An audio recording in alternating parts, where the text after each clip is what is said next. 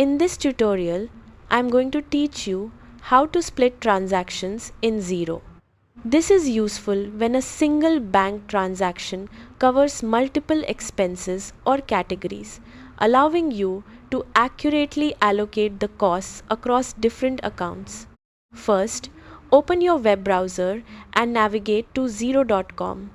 Once you're there, sign in using your credentials. After logging in, you'll land on the Xero dashboard. From the top navigation bar, click on Accounting. A drop-down menu will appear with several options. From this menu, select Bank Accounts. You'll now see a list of all the bank accounts connected to your Xero account.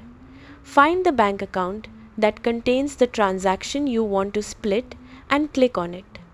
You'll be taken to a page showing all the transactions associated with that account. From here, click on the Reconcile tab.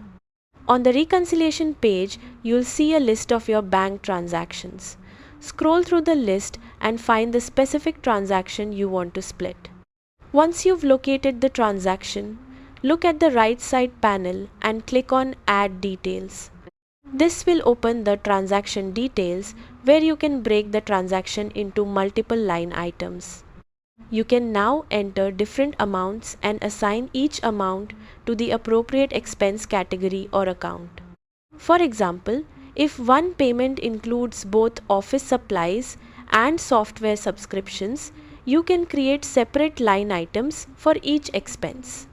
Enter the amounts and select the appropriate accounts for each line until the total matches the original transaction amount. Once everything is correct, click on Save Transaction.